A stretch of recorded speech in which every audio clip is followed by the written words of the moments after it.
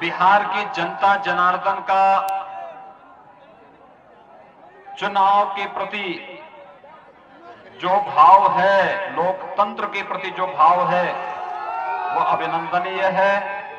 और इस दृष्टि से मैं आज के इस अवसर पर बिहार की जनता का अभिनंदन कर रहा हूं कि इन्होंने कोरोना जैसी महामारी का पस्त करते हुए अपने उत्साह और उमंग का जो परिचय दिया है वो सचमुच अभिनंदनीय है। मेरी आप सबसे अपील है, कभी कोरोना की बीमारी समाप्त नहीं हुई है। हमने कोरोना की बीमारी पर कुछ हद तक नियंत्रण किया है। और भाइयों बहनों, जब तक बीमारी पूरी तरह समाप्त नहीं हो जाती है या जब तक वैक्सीन आपके जेब में नहीं आ जाता है, तब तक हमें प्रधानमंत्री मोदी जी की दो बातों को ध्यान में रखना होगा कि बीमारी के प्रति कभी भी असावधानी नहीं होनी चाहिए। बीमारी को कम करके नहीं आंकना चाहिए और बचाव ही वर्तमान में सर्वोत्तम उपाय है। और बचाव के लिए 2 गज की दूरी और मास्क जरूरी होना चाहिए।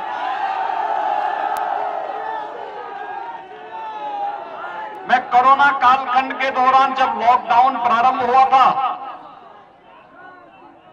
तो भाइयों बहनों, लॉकडाउन के दौरान मैंने इस बात को देखा, बड़ी मात्रा में महाराष्ट्र से, पंजाब से, दिल्ली से, राजस्थान से, उत्तर प्रदेश और बिहार के कामगार श्रमिकों को, नौजवानों को अपना रोजी रोजगार छोड़ करके अपने गांव घर के लिए वापस आने के लिए मजबूर होना पड़ा था। और उस दौरान भले ही महाराष्ट्र के अंदर, दिल्ली के अंदर, पंजाब के अंदर, राजस्थान के अंदर, उत्तर प्रदेश, बिहार, झारखंड, बंगाल के नौजवानों की उपेक्षा हुई हो, लेकिन जैसे वे उत्तर प्रदेश के अंदर पहुंचे, पूरा शासन, पूरा प्रशासन वहां पर उन सबके सहयोग के लिए, उनके स्वागत के लिए और उन्हें हर संभव सहायता देने के लिए वहां पे तत्पर खड़ा था। लोग मुझसे पूछते थे कि आखिर इतनी बड़ी व्यवस्था क्यों?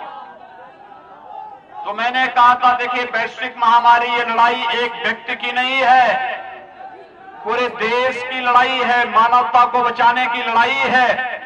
और फिर अगर बिहार के लोग उत्तर प्रदेश से होकर के जाएंगे तो ये तो हमारा दायित्व बनता है। वैसे भी मां सीता के मायके का होने के नाते बिहार के नागरिकों का, वहां के नौजवानों का स्वागत करना हमारा दायित्व बनता है। और भाइयों बहनों, आपने देखा होगा उत्तर प्रदेश के अंदर किसी को कोई समस्या नहीं हुई, हमने होने भी नहीं दी। सबके रहने की, सबके खाने की, सबके घर तक पहुंचाने की कुशलता पूर्वक व्यवस्था करने का कार्य किया। और हम सब आभारी हैं प्रधानमंत्री मोदी जी के, जिन्होंने लॉकडाउन प्रारंभ होते ही गरीब कल्याण पैकेज की घोषणा करके गरीबों के लिए अन्न की व्यवस्था, गरीबों के लिए रोजगार की व्यवस्था, गरीबों के खाते में पैसे देने की व्यवस्था पूरी मजबूती के साथ किया। ये तकनीक का भी और शासन की दृढ़ इच्छा शक्ति को भी परिचय देने वाला फैसला था। 20 लाख करोड़ रुपए का आत्मनिर्भर पैकेज, भाइयों बहनों, आज तक कभी नहीं इतना बड़ा पैकेज मिला जो प्रधानमंत्री मोदी जी ने देश की जनता के हित में कदम उठाए थे। हर एक नौजवान के लिए रोजगार की व्यवस्था के लिए, हर एक के स्वावलंबन के लिए, भारत की अर्थव्यवस्था को फिर से एक नई ऊंचाइयों तक पहुंचाने के लिए जो कदम उठाए गए थे, वे अभिनंदनीय कदम हैं। और आज उसी का परिणाम है कि आपकी दृढ़ इच्छा शक्ति के सामने कोरोना परास्त हो रहा है, पस्त हो रहा है और भारत विजयी मुद्रा में आगे बढ़ते हुए जा रहा है। जैसे बिहार के इन नौजवानों के उमंग ने, उत्साह ने कोरोना को पस्त किया है, भाइयों बहनों, ऐसे ही जातिवादी और वंशवादी ताकतों को बिहार के अंदर फिर से पस्त किए जाने की आवश्यकता है। और उन्हें पस्त करने के लिए आप सबका आह्वान करने के लिए मैं आपके बीच आया हूं। हम सब जानते हैं आज से 15 वर्ष पहले बिहार के सामने अपनी पहचान को छुपाने की एक मजबूरी आ गई थी। पहचान का एक संकट खड़ा कर दिया था कुछ लोगों ने। कौन वे लोग थे? ये लोग वही थे जो आज फिर से रोजगार का झुंझुना पकड़ा करके जनता की आंखों में धूल झोंकना चाहते हैं। याद करिए 15 वर्ष पहले इनके जंगल राज को जब इन्होंने जाति के नाम पर परिवारवाद की राजनीति को बढ़ावा दिया और परिवारवाद के नाम पर भ्रष्टाचार को बढ़ावा देकर के बिहार में जंगल राज की स्थिति पैदा कर दी थी और बिहार के नौजवानों के सामने अपनी स्वयं की पहचान को छुपाने की एक मजबूरी सामने आ चुकी थी। भाइयों बहनों, पिछले 15 वर्षों के दौरान श्री नीतीश कुमार जी के नेतृत्व में विकास और सुशासन की जिस यात्रा को बिहार ने तय किया है, यही एक समृद्ध और खुशहाल बिहार का मार्ग प्रशस्त करता है। और इसी खुशहाल और समृद्ध बिहार के लिए आपका आह्वान करने के लिए आज विशेष रूप से मुझे आपके बीच में यहां आने के लिए मजबूर होना पड़ा है। भाइयों बहनों, बिहार अपनी युवाओं की ऊर्जा के लिए जाना जाता है। बिहार यहां के नौजवानों की प्रतिभा को दुनिया मानती है। यहां के नौजवानों की ऊर्जा और यहां के नौजवानों की पूरी प्रतिभा आज दुनिया उसका लोहा मानती है। लेकिन भाइयों बहनों, ये जातिवादी और परिवारवादी ताकतों ने बिहार की इस पहचान को, बिहार के युवाओं की इस ऊर्जा को, इस प्रतिभा को पूरी तरह कुंद करने का कार्य किया। लेकिन आज एक बार जब विधानसभा के चुनाव हो रहे हैं तो मैं आप सबका आह्वान करना चाहता हूं। आज आपके सामने कांग्रेस और राजद के लोग तमाम प्रकार की ताकतों के साथ जो समाज के विरोधी हैं, जिनके द्वारा हिंसा और हिंसा के अलावा कोई दूसरा उनके सामने कोई दूसरा मार्ग नहीं, उन लोगों के साथ गठजोड़ करके जैसे फिर से यहां की विकास को बंधक बनाना चाहते हैं, उसी पर आपका आह्वान करने के लिए मैं आपके बीच आया हूं। आपने 6 वर्ष पहले प्रधानमंत्री के रूप में मोदी जी का चयन किया और जब मोदी जी देश के अंदर प्रधानमंत्री बने, उन्होंने देश की राजनीति की धुरी को बदलने का कार्य किया। आपने देखा होगा प्रधानमंत्री के रूप में देश की राजनीति की धुरी को बदलने का जो कार्य प्रधानमंत्री मोदी जी ने किया है, उस कारण ये पोस्टर उठा दो भैया,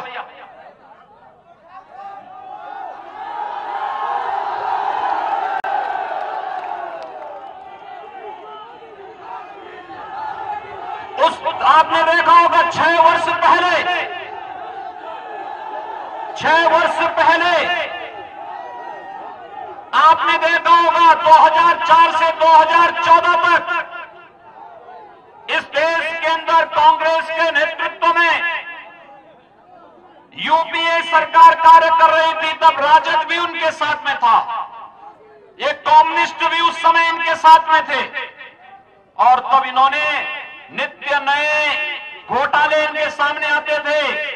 कभी स्पेक्ट्रम घोटाला, कभी कोयला घोटाला, कभी कॉमनवेल्थ घोटाला, कहीं पर कोई अन्य घोटाला, और एक घोटालों पे घोटाले नए करते करते इन्होंने देश के सामने विश्वसनीयता का एक संकट खड़ा किया।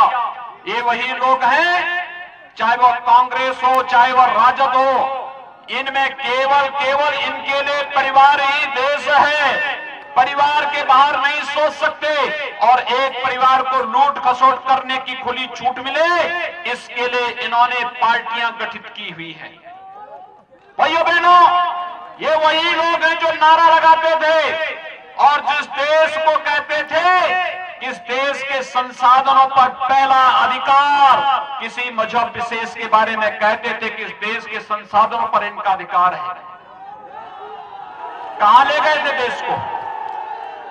और आज तो जब 2014 में प्रधानमंत्री के रूप में मोदी जी आए तो मोदी जी ने पहली बात कही थी, देश के संसाधनों पर इस देश के गरीबों का अधिकार है, इस देश के गांव का अधिकार है, नौजवानों का अधिकार है, किसानों का अधिकार है, महिलाओं का अधिकार है, और इन सब के उत्थान के लिए हम कार्य करेंगे। एक एक के लिए कार्य योजना उन्होंने बनानी प्रारंभ की।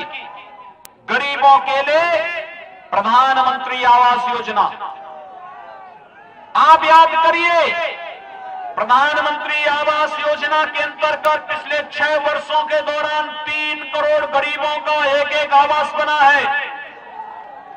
4 करोड़ गरीबों को विद्युत के निःशुल्क कनेक्शन मिले हैं। 8 करोड़ गरीबों को रसोई गैस के कनेक्शन मिले हैं। भाइयों बहनों, देश के अंदर 10 करोड़ गरीबों को एक एक शौचालय मिला है। 12 करोड़ किसानों को प्रधानमंत्री किसान सम्मान निधि का लाभ मिला है। 15 करोड़ नौजवानों को प्रधानमंत्री मुद्रा योजना में आर्थिक स्वावलंबन का लाभ मिला है और 35 करोड़ गरीबों का जनधन अकाउंट खोला गया और 50 करोड़ गरीबों को 5 लाख रुपए सालाना आयुष्मान भारत में स्वास्थ्य बीमा का कवर देने का कार्य प्रधानमंत्री मोदी जी ने किया। कोई गरीब न उनकी जाति है, न मत है, न मजहब है, न क्षेत्र है, न भाषा है। प्रधानमंत्री मोदी जी ने तो एक ही कहा, हम सहयोग करेंगे सबका, कल्याण करेंगे सबका, न जाति के आधार पर, न क्षेत्र के आधार पर, न भाषा के आधार पर, न मत और मजहब के आधार पर, सबका साथ, सबका विकास का भाव देश के अंदर विकास के पथ पर अग्रसर करने के लिए करेंगे। और भाइयों बहनों, प्रधानमंत्री मोदी जी के गरीब कल्याण के इसी कार्यक्रम को जनता ने 2019 में मोहर लगाई। 2019 में जब प्रधानमंत्री मोदी जी फिर से प्रधानमंत्री बने तो प्रधानमंत्री बनने के बाद देश की जनता ने उन्हें जो समर्थन दिया था, मोदी जी ने एक बात कही और उन्होंने कहा था कि पहले 5 वर्ष गरीबों के उत्थान के लिए, अगले 5 वर्ष देश के उत्थान के लिए। और प्रधानमंत्री बनने के बाद जो कदम उन्होंने उठाने प्रारंभ किए, पहला कदम था, याद करिए, 3 तलाक की कुप्रथा को सदैव के लिए समाप्त करना।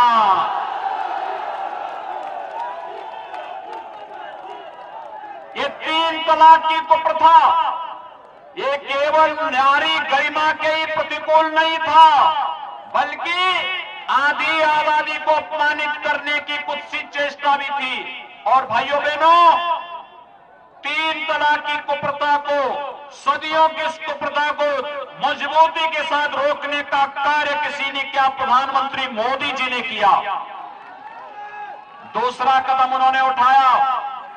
भाइयों बहनों, आज से पहले आपने देखा होगा, इससे पहले 1952 से लेकर के 2019 तक कांग्रेस सरकार के समय में कांग्रेस की सरकार ने व्यवस्था कर दी थी, कश्मीर में, कश्मीर के बाहर का व्यक्ति जमीन नहीं खरीद सकता था।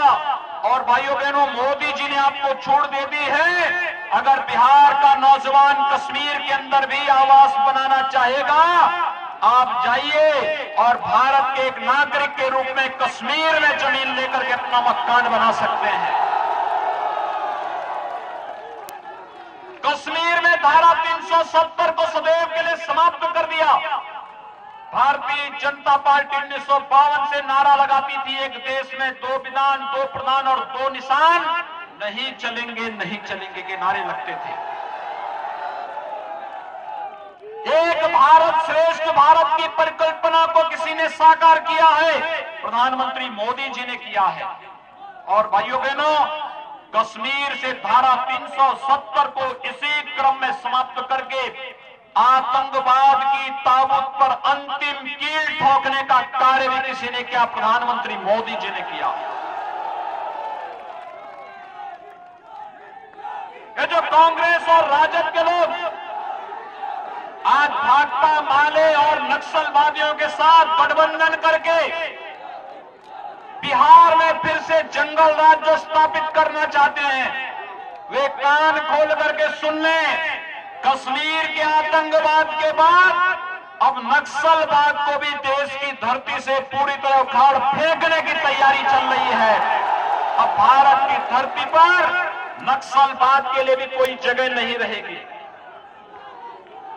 भाइयों बहनों, नक्सलवाद को समाप्त करने के बाद देश के अंदर लगातार एक मांग उठती थी, और वह मांग उठती थी, मुझे लगता है मैं जब पिछली बार लोकसभा चुनाव में आया था बिहार में, और लोकसभा चुनाव के दौरान जब मैं कहीं भी जाता था, महाराजगंज में भी आया था, और तब मुझे बताया गया कि नौजवान बोलते थे, यहाँ के पत्रकार मित्र बोलते थे, इनके द्वारा एक ही बात कही जाती थी कि योगी जी आप पिछली बार आए थे, आपने कहा था कि रामलला हम आएंगे, मंदिर वहीं बनाएंगे, क्या तारीख भी बताएंगे? भाइयों बहनों, मैं सही बता रहा हूं, मेरी हार्दिक इच्छा थी जब अयोध्या में राम जन्मभूमि पर भगवान राम के भव्य मंदिर निर्माण का जिस दिन प्रधानमंत्री मोदी जी के कर कमलों से शिलान्यास होना था, उस समय जब मैं इस कार्यक्रम की दिशा से योजना बना रहा था, लेकिन हमारी इच्छा थी कि इस कार्यक्रम में, मेरी हार्दिक इच्छा थी इस कार्यक्रम में बिहार के हर गांव से यहां के नागरिकों को विशेष रूप से आमंत्रण देने का, क्योंकि मैं मानता हूं माता सीता के बगैर राम अधूरे माने जाते हैं। हम जब भी बोलते हैं जय सीताराम बोलते हैं, जय श्री राम बोलते हैं, श्री का मतलब माता सीता से ही है।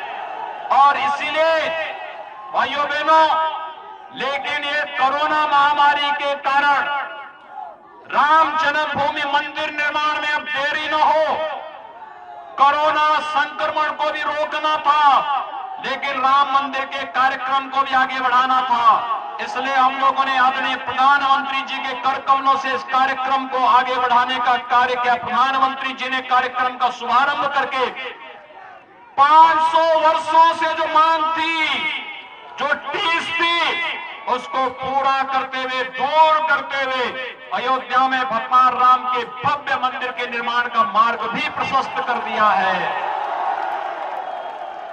आने वाले 3-4 वर्षों के अंदर जब भगवान राम का भव्य मंदिर बनेगा, तो मैं यहां पर अपने जितने हमारे साथी हैं, करणजीत सिंह जी से, जनार्दन सिंह जी से, अपने यहां पर धूमल सिंह जी से, इन सभी से मैं कहूंगा कि तब बिहार के हर गांव की उपस्थिति अयोध्या में उस अवसर पर होनी चाहिए, क्योंकि भारत के लिए गौरव का विषय है। मर्यादा पुरुषोत्तम भगवान श्री राम और माता सीता के अनुसार ही, इनकी यश और कीर्ति के अनुरूप ही अयोध्या में भगवान राम का भव्य मंदिर का निर्माण का कार्य प्रधानमंत्री मोदी जी के मार्गदर्शन में हो रहा है। और मेरी आप सबसे अपील होगी कि हमें इस यश और कीर्ति को देश और दुनिया के कोने कोने में लेके जाना है। इस दृष्टि से हमें दुनिया के अंदर भारत की यश और कीर्ति को पहुंचाना है। तो मर्यादा श्री राम का आदर्श चरित्र हम सबके सामने है, और आपका आह्वान करने के लिए आपके बीच आया हूं। हम सब मिलकर के इस कार्यक्रम प्रदान करें। भाइयों बहनों, ये जो जातिवादी ताकतें जो राम मंदिर के मार्ग में बाधक थी, कश्मीर में आतंकवाद और देश के अंदर नक्सलवाद को समाप्त करने में बाधक थी, नौजवानों के नौकरी और रोजगार में बाधक थे, इन सभी लोगों को मुंहतोड़ जवाब देने का अवसर है बिहार विधानसभा का चुनाव। और बिहार विधानसभा चुनाव के माध्यम से मेरी आप सबसे अपील होगी, कल 28 अक्टूबर को पहले चरण का चुनाव संपन्न हुआ। 54% लोगों ने कल मतदान में भाग लिया। भाइयों बहनों, मेरा आप सबसे अपील है, द्वितीय चरण का चुनाव 3 नवंबर को होने जा रहा है और हमारा प्रयास होना चाहिए द्वितीय चरण में हम मतदान के प्रतिशत को 70% तक पहुंचाने का कार्य करें। ये सब नौजवानों की ऊर्जा ये कर सकती है, आप कर सकते हैं। आप अगर इस कार्यक्रम को आगे बढ़ा देंगे, भाइयों बहनों, मैं विश्वास के साथ कह सकता हूं, भाजपा और जदयू के ही प्रत्याशी जीतेंगे अगर 70% मतदान हो गया तो। मतदान के प्रतिशत को बढ़ाने के लिए आप सबका आह्वान कर रहा हूं और इतनी भारी संख्या में लोग आज यहां पर उपस्थित हुए हैं और इसमें भी